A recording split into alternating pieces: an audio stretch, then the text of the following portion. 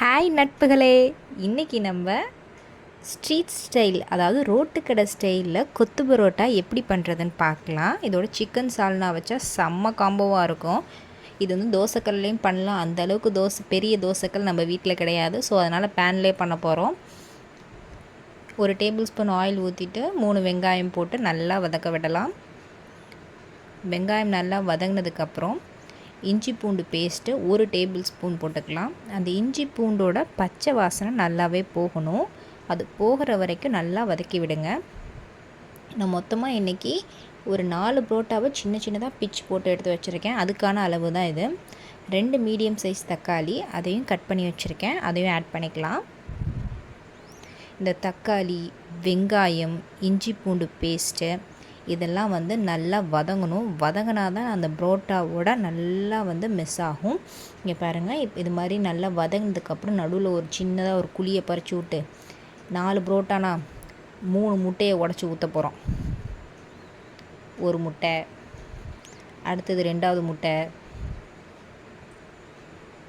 அடுத்தது 3வது முட்டை. இந்த 3 முட்டை போட்டாச்சுனாவே நம்ம என்ன பண்ணணும், எப்போதும் போல தாங்க, லைட்டாக அப்படியே மலைச்சாரல் போல் அப்படியே உப்பை தூவி விட்டு, அது மேலே அப்படியே பெப்பரையும் தூவி விட்டு,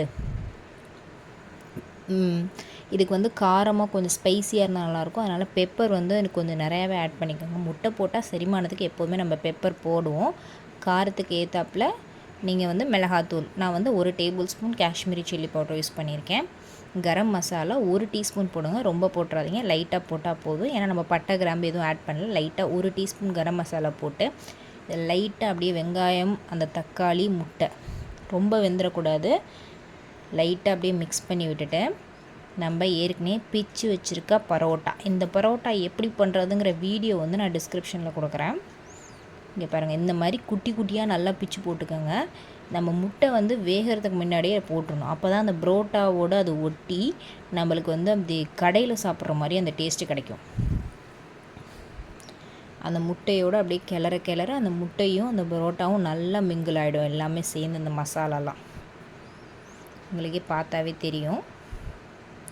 அந்த முட்டை, அந்த பரோட்டா, வெங்காயம், தக்காளி, இஞ்சி பூண்டு பேஸ்ட் அப்படி போட்டு நல்லா மிக்ஸ் பண்ணிகிட்டே இருங்க. இந்த இது முட்டையை நீங்கள் போட்டோன்னே வந்து அடுப்பை வந்து சிம்மில் வச்சுருங்க.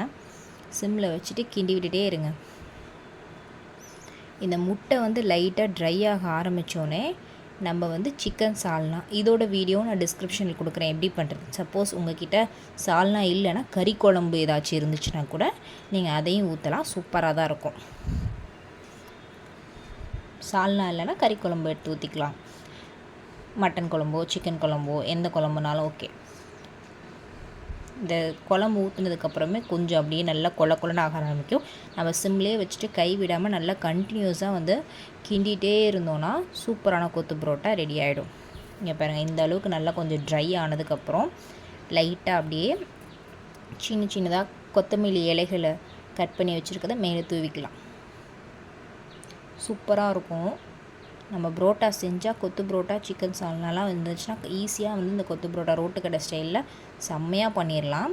இந்த நைட்டு நேரம் இல்லைன்னா காலையில் அப்படியே சுட இந்த கொத்து புரோட்டாவை ஆவி பறக்க அப்படியே தட்டில் வச்சுட்டு அதோட ஒரு சிக்கன் சால்னாவை அப்படியே மேலே ஊற்றி சாப்பிட்டா செம்ம டேஸ்ட்டாக இருக்கும். கண்டிப்பாக ட்ரை பண்ணி பார்த்துட்டு எப்படி இருந்துச்சுன்னு கமெண்ட் பண்ணுங்கள்.